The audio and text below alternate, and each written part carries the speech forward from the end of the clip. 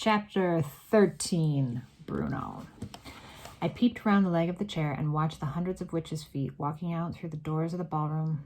When they had all gone and the place was absolutely silent, I began to move cautiously about on the floor. Suddenly, I remembered Bruno. He must surely be around here somewhere, too. "Bruno!" I called out. I wasn't seriously expecting that I would be able to speak at all now that I'd become a mouse, so I got the shock of my life when I heard my own voice, my perfectly normal, rather loud voice coming out of my tiny mouth. It was wonderful. I was thrilled. I tried it again. "Bruno Jenkins, where are you?" I called out. "If you can hear me, give me a shout." My voice was exactly the same and just as loud as it had been when I was a boy. "Hey there, Bruno Jenkins," I called. "Where are you?" And there was no answer. I pottered about between the seat legs, trying to get used to being so close to the ground. I decided I rather liked it. You are probably wondering why I wasn't depressed at all. I found myself thinking, what's so wonderful about being a little boy anyway? Why is that necessarily any better than being a mouse? I know that mice get hunted and that they sometimes get poisoned or caught in traps, but little boys sometimes get killed too. Little boys can be run over by motor cars or they can die of some awful illness. Little boys have to go to school. Mice don't. Mice don't have to pass exams. Mice don't have to worry about money. Mice, as far as I can see, have only two enemies, humans and cats. My grandmother is a human, but I know for certain that she will always love me, whoever I am. And she never, thank goodness, keeps a cat. When mice grow up, they don't ever have to go to war and fight against other mice. Mice, I felt pretty certain, all like each other. People don't. Yes, I told myself, I don't think it is at all bad.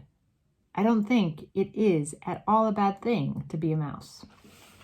I was wandering around the bottom floor thinking about all of this when I spotted another mouse. It was crouching on the floor, holding a piece of bread in its front paws and nibbling away at it with great gusto.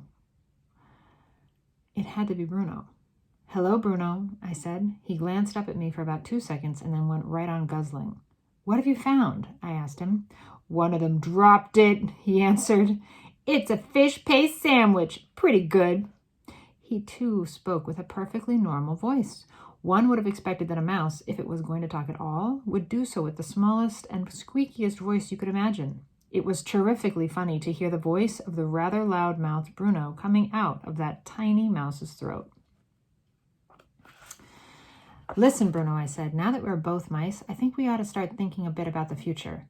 He stopped eating and stared at me with small black eyes. "What do you mean we?" he said. "The fact that you're a mouse has nothing to do with me." "But you're a mouse too, Bruno." "Don't be a fool," he said. "I'm not a mouse." "I'm afraid you are, Bruno." "I most certainly am not," he shouted. "Why are you insulting me? I haven't been rude to you. Why do you call me a mouse?" "Don't you know what's happened to you?" I said. "What on earth are you talking about?" Bruno said. "I have to inform you," I said, "that not a very long time ago the witches turned you into a mouse. And then they did it to me." "You're lying," he cried. "I'm not a mouse." "If you hadn't been so busy guzzling that sandwich," I said, "then you would have noticed your hairy paws. Take a look at them."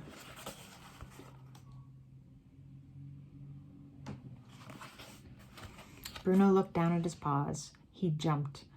"Good grief," he cried. "I am a mouse. You wait till my father hears about this." "He may think it's an improvement," I said. "I don't want to be a mouse," Bruno shouted, jumping up and down. "I refuse to be a mouse. I'm Bruno Jenkins." "There are worse things than being a mouse," I said. "You can live in a hole."